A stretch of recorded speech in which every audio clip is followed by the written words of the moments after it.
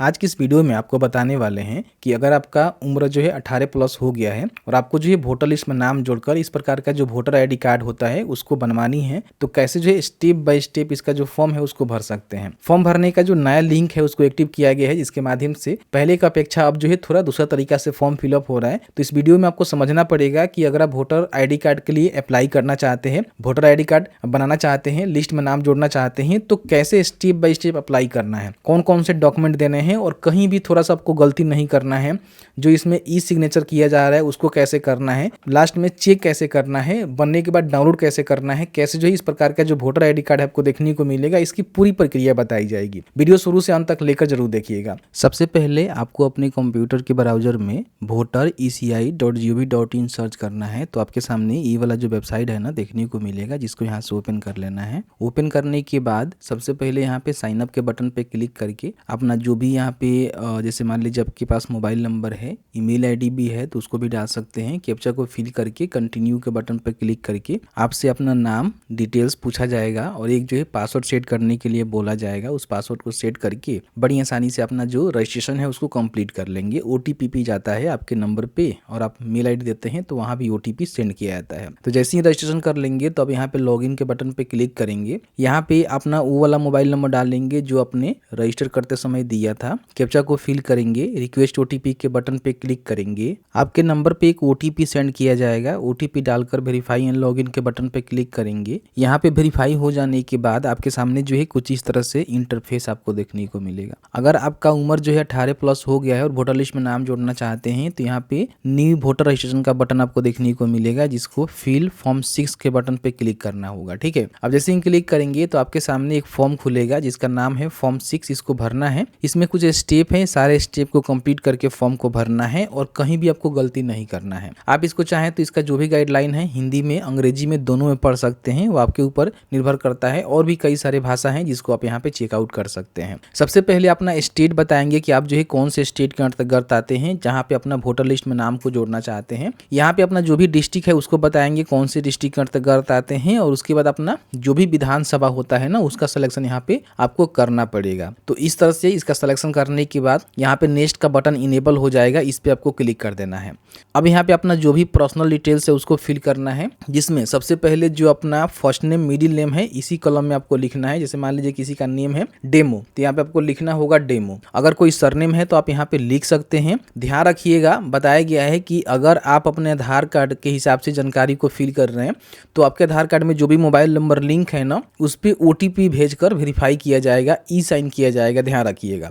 तो जैसे यहाँ पे डेमो आप लिखेंगे ऑटोमेटिकली जो आपका लोकल लैंग्वेज होगा, जैसे कि मेरा हिंदी है तो यहाँ पे डेमो ऑटोमेटिकली टाइप हो जाता है। कभी आपको लगता है कि इसमें किसी प्रकार की कोई भी त्रुटि हो गई है, गलती हो गई है, तो यहाँ पे एक कीबोर्ड है, इस पर क्लिक करके और बड़ी आसानी से आप इसको यहाँ से थोड़ा सा इधर कर देंगे और यहाँ से आप इसको सुधार भी कर सकते हैं। देख रहे हैं ना, यहाँ पे दिया गया है, आप इसके मदद से बड़ी आसानी से इसको सुधार कर सकते हैं। इस तरह से सुधार कर लीजिएगा। उसके बाद एक यहाँ पे आपको फोटो अपलोड करना है जो कि आपके वोटर आई कार्ड पे प्रिंट करके आएगा। फ्रंट पे आपको देखने को मिलेगा कि आपका ये प्रोफाइल पिक्चर है। अब देखिए बताया गया है कि आपका जो भी फोटोग्राफ होना चाहिए ना व्हाइट बैकग्राउंड के साथ होनी चाहिए और 2 MB से जेपीजी या फिर जेपीजी फॉर्मेट में होनी चाहिए, जो कि डायमेंशन बताया गया है कि 4.5 सेंटीमीटर इंटू 3.5 सेंटीमीटर में इसकी डायमेंशन होनी चाहिए। तो आप यहाँ बना लेंगे बड़ी आसानी से। इमेज रिसाइजर आता है उसके माध्यम से बना सकते हैं और चूज फाइल के बटन पर क्लिक करेंगे, फिर यहाँ पे नेक्स्ट के बटन पे क्लिक करेंगे। यहाँ पे जो भी वोटर आई कार्ड अप्लाई कर रहे हैं ना उनके रिलेटिव का नाम यहाँ पे आपको देना पड़ता है। तो यहाँ पे आप चाहें तो उनके फादर, मदर, हस्बैंड, वाइफ या फिर ऑर्फन है कोई नहीं है तो उस कंडीशन में उनका जो भी लीगल गार्जियन होते हैं जैसे चाचा चाची या फिर कोई और भी हो सकता है जिनके संरक्षण में वो है, तो यहाँ पे लीगल गार्जियन की भी जानकारी दे सकते हैं। लेकिन आपको फादर का देना है तो इस पे टिक करेंगे, उनका जो भी नेम है यहाँ पे लिखेंगे। ऑटोमेटिकली यहाँ पे हिंदी में टाइप हो जाता है, लेकिन आपको लगता है कुछ गलती है तो भाई सुधार करेंगे। सरनेम है तो सरनेम डालेंगे, फिर यहाँ पे नेक्स्ट के बटन पे क्लिक करेंगे।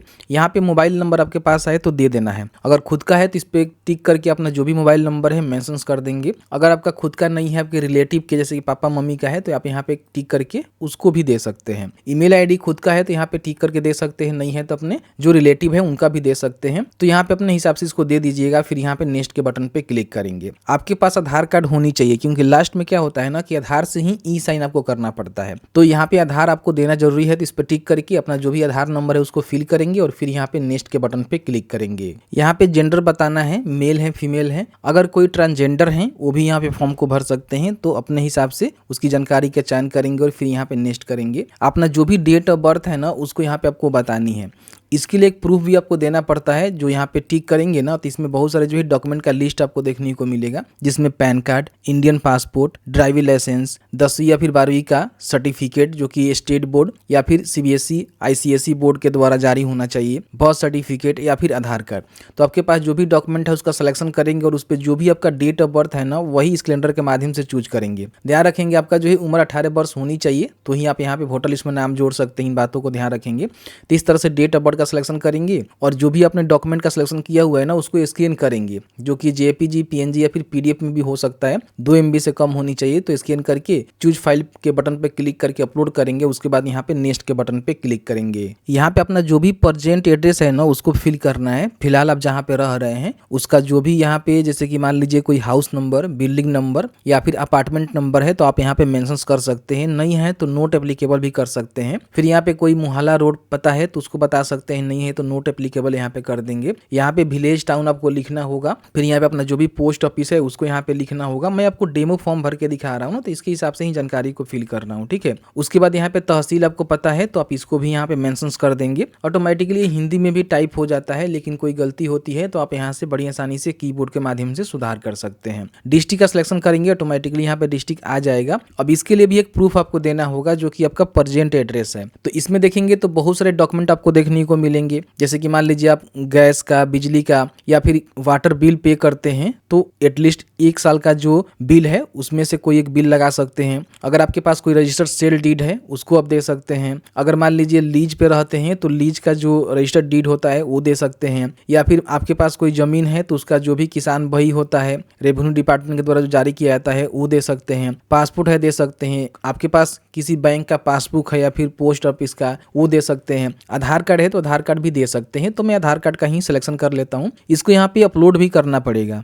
यहाँ पे देख सकते हैं कि 2 MB जेपीजी, पीएनजी या फिर पीडीएफ फाइल में रहेगा तो अपलोड कर सकते हैं। तो यहाँ पे प्रूफ ऑफ रेजिडेंस में अपना जैसे हमने आधार कार्ड का सिलेक्शन किया हुआ है ना तो आधार कार्ड को यहाँ पे चूज फाइल के बटन पे क्लिक करके अपलोड करेंगे। उसके बाद यहाँ पे नेक्स्ट के बटन पे क्लिक करेंगे। यहाँ पे अपना जो भी कैटेगरी है, जैसे कि मान लीजिए आप डिसेबल हैं तो बता सकते हैं किस प्रकार के डिसेबल हैं। अगर अदर है तो अदर का भी ऑप्शन यहाँ पे आपको देखने को मिलता है। खुद से आप लिख सकते हैं किस प्रकार के डिसेबल हैं। परसेंटेज बता सकते हैं। सर्टिफिकेट आपके पास है तो यस करके सर्टिफिकेट को दे सकते हैं। नहीं है तो नो करेंगे तो ऑप्शनल होगा, नहीं भी देंगे काम चलेगा। लेकिन आप नहीं है तो इसको छोड़ दीजिएगा। अगर आप डिसेबल नहीं है तो इसको छोड़ के नेक्स्ट कर देंगे। फिर यहाँ पे देखिए, यहाँ पे क्या होता है ना कि बहुत सारे लोग गलती करते हैं, जो गलती आपको भूल के भी नहीं करना है। अगर आपके घर में किसी का भी वोटर लिस्ट में नाम है और जहाँ पे आप नाम जोड़ रहे हैं उसी विधानसभा में है तो आप उसकी जानकारी दे सकते हैं। इसमें आपके पिताजी हो सकते हैं, माताजी हो सकती हैं, आपकी वाइफ या फिर कोई लीगल गार्जियन भी हो सकता है।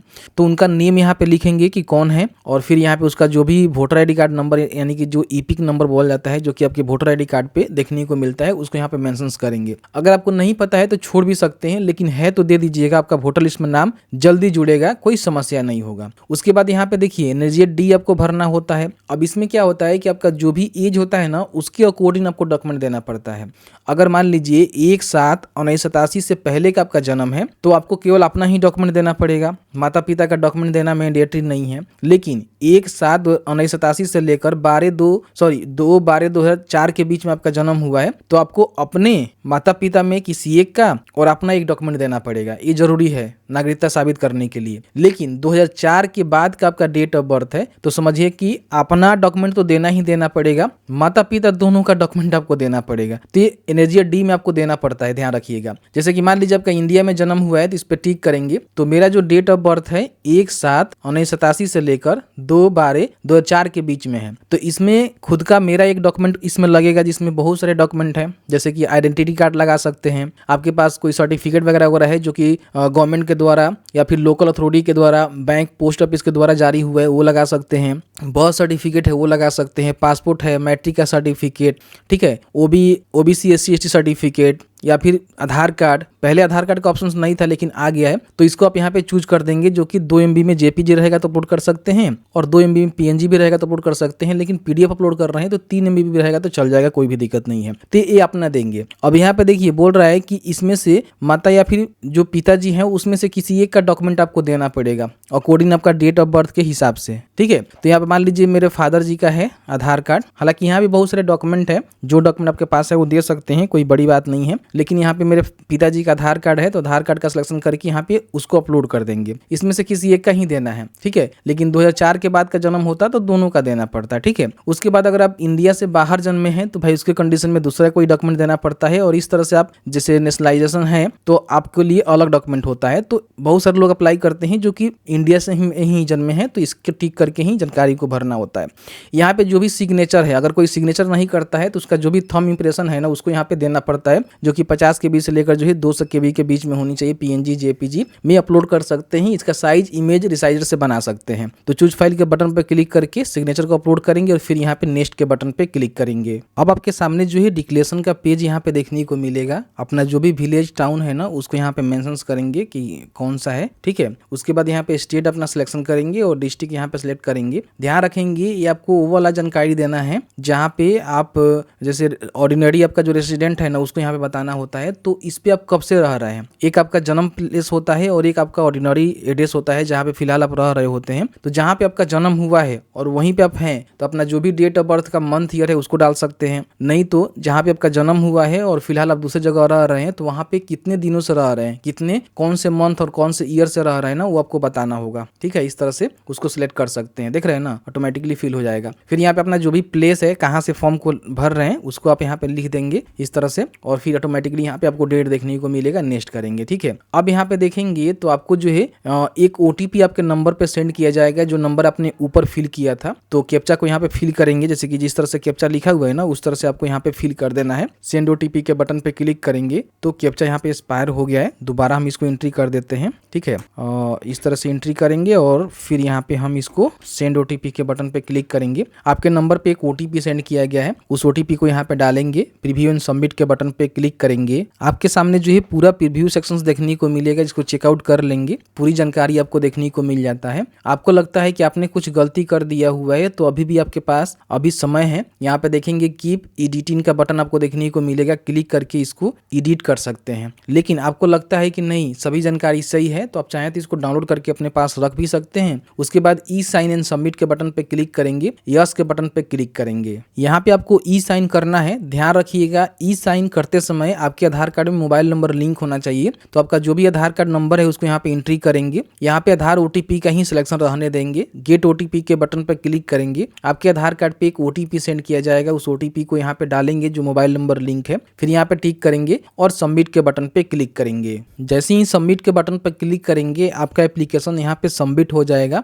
और आपके जो भी कंसर्न डिपार्टमेंट है ना वहाँ पे सेंड कर दिया जाएगा। थोड़ा सा आपको समय लगता है तो वेट करना पड़ता है, कम से कम जो है 7 से लेकर जो है 10 दिनों का वेट करना पड़ता है। आपको एक रेफरेंस नंबर मिला हुआ है जिसके माध्यम से आप समय समय पर चेक भी कर सकते हैं कि आपका जो एप्लीकेशन का स्टेटस है वो क्या कुछ है। तो अपने होम पेज पे आएंगे, यहाँ पे होम पे क्लिक करके तो यहाँ पे देखने को मिलेगा ट्रैक एप्लीकेशन स्टेटस, इस पे क्लिक करेंगे। क्लिक करने के बाद आपको जो भी रेफरेंस नंबर मिला हुआ है ना उसको यहाँ पे डालकर सबमिट करेंगे तो आपको अपने एप्लीकेशन का जो स्टेटस है देखने को मिल जाएगा। सबसे पहले BLO के पास जाएगा, ERO ऑफिस में जाएगा, उसके बाद अप्रूवल मिलने के बाद आपको जो भी अपना EPIC नंबर है वो दे दिया जाएगा। उसके बाद आप चाहें तो वोटर लिस्ट में भी नाम चेक कर सकते हैं और साथ ही साथ यहाँ पे आकर अपना जो भी EPIC है यानी कि वोटर ID कार्ड है उसको यहाँ पे EPIC डाउनलोड के बटन पे क्लिक करके आप चाहें तो रेफरेंस नंबर से भी यहाँ से डाउनलोड कर सकते हैं। अगर आपको EPIC नंबर नहीं मिला हुआ है OTP के थ्रू डाउनलोड हो जाता है, नहीं तो वेट करेंगे तो 1 महीने के अंदर आपका जो भी वोटर ID कार्ड है जो कि न्यू कार्ड है आपके एड्रेस पे बाई पोस्ट डिलीवरी भी कर दिया जाएगा। ये पूरी जानकारी बताया कि वोटर ID कार्ड के लिए कैसे अप्लाई कर सकते हैं,